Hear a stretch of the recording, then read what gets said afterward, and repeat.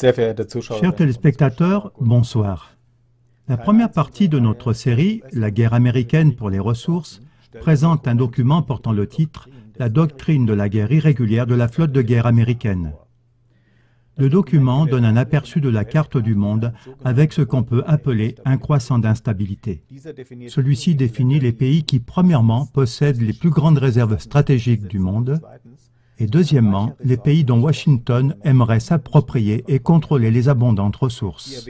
Mais la doctrine de la guerre irrégulière de la flotte de guerre américaine, mentionnée ci-dessus, n'est pas le seul document, loin de là, qui atteste la guerre américaine pour les ressources mondiales.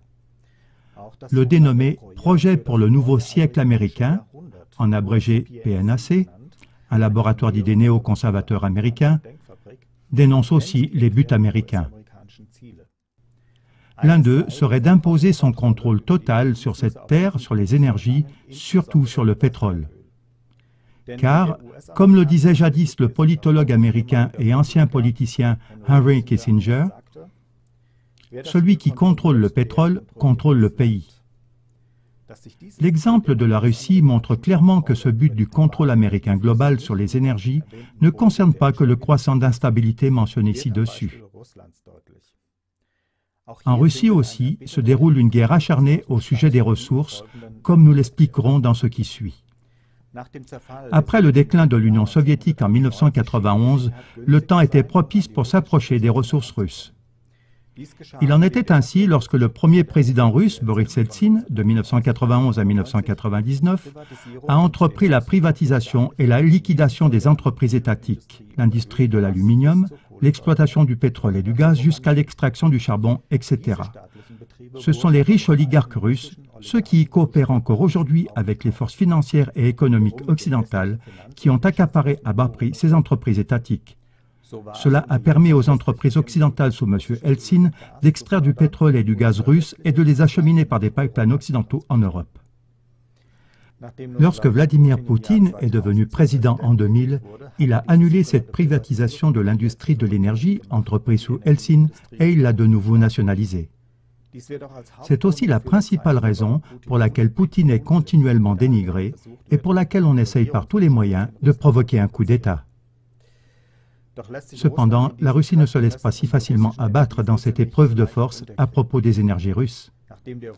Après que l'État russe a rapatrié le groupe pétrolier Yukos, qui avait été racheté et privatisé par l'oligarque Mikhail Khodorkovsky, la Russie aurait dû payer une indemnisation aux anciens propriétaires. C'est ce qu'avait statué un jugement de la Cour de justice internationale de La Haye.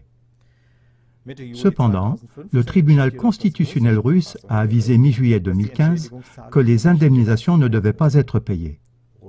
Le droit russe serait situé au-dessus du droit international, a argumenté le tribunal. Il y a également une guerre violente en ce qui concerne le débouché du gaz naturel russe.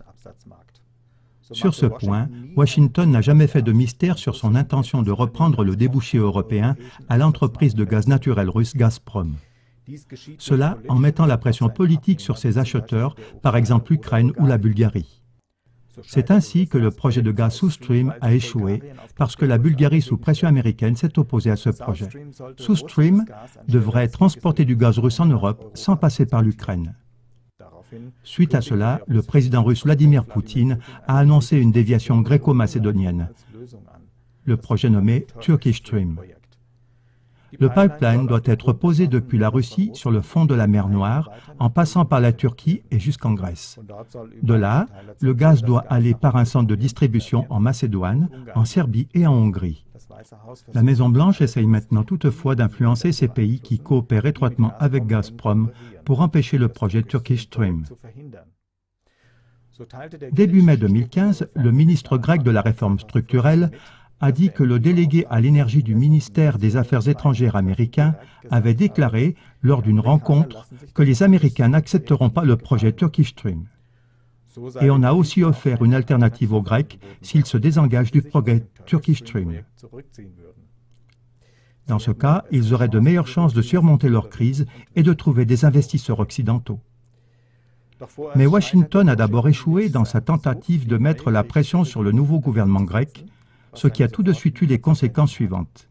Le président Barack Obama a retiré son ambassadeur à Athènes à cause de son travail peu efficace. Mesdames et messieurs, l'émission suivante montrera comment le gouvernement américain essaye par tous les moyens également en Europe d'acquérir le contrôle des énergies.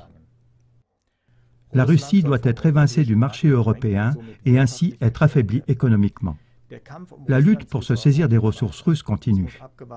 Nous verrons bien jusqu'où le gouvernement américain ira cette fois-ci pour provoquer un changement de régime en Russie.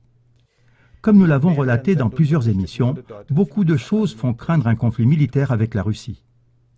Dans la partie 3 qui viendra bientôt, la question sera de savoir dans quelle mesure la crise grecque est aussi en rapport avec une guerre pour les ressources.